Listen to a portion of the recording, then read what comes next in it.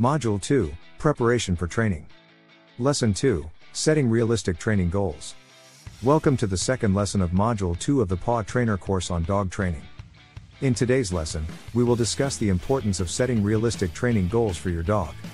Having clear and achievable goals will help you maintain motivation, monitor your dog's progress, and achieve satisfactory results. 1. Define the goals. Start by clearly defining which behaviors or commands you want to teach your dog. Goals can be both short-term and long-term. For example, a short-term goal could be teaching the dog to sit, while a long-term goal could be training the dog to perform a series of commands in succession. 2. Specificity of goals. Goals should be specific and measurable. Instead of setting the generic goal of improving the dog's behavior, you could define the specific goal of teaching the dog to walk on a leash without pulling within 2 weeks. 3. Realism of goals. It is important to be realistic when setting training goals.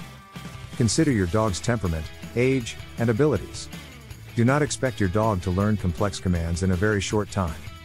Take into account your dog's level of difficulty in learning and set reasonable and realistic goals. 4. Break down the goals. If goals seem too ambitious or complex, break them down into smaller steps. For example, if you want to teach the dog to stay for a longer period of time, you could start by teaching him to stay for a few seconds and then gradually increase the time. 5. Monitor progress. Keep track of your dog's progress towards training goals. You can use a journal or a record to note learned behaviors, execution times, and challenges encountered along the way.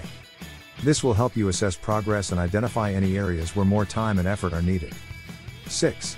Adapt goals. Be flexible in adapting goals based on your dog's needs. Each dog is an individual with its own learning pace. If the original goal seems too challenging for your dog, reduce the difficulty and start from a more manageable point. Likewise, if your dog quickly achieves a goal, you can advance to a higher level of difficulty. 7. Celebrate successes. Make sure to celebrate every small success your dog achieves along the way. Positive reinforcement is an important form of motivation and encouragement. Reward your dog with praise, petting, or treats when he achieves training goals. This will reinforce his desired behavior and further stimulate learning. 8. Maintain motivation. During the training process, it is crucial to maintain motivation for both you and your dog.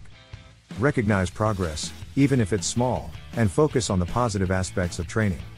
If you encounter challenges along the way, take the time to analyze them and make any necessary changes to your training plan. 9. Continuous learning. Training goals are not limited to the lessons in this course alone. Dog training is an ongoing process that requires constant commitment. After reaching a goal, it is important to maintain the learned skills through periodic and consistent training sessions. 10. Review goals. Periodically take the time to review the goals you have set and evaluate your dog's progress. If necessary, make changes to the goals based on new challenges or newly acquired skills from your dog. Remember that each dog is a unique individual, and learning times may vary. Be patient, consistent, and realistic in your expectations. With careful planning and well-defined goals, you will be able to develop an effective training program for your dog. In the next lesson, we will look at establishing effective communication with your dog. Keep up the good work, and thank you for your participation.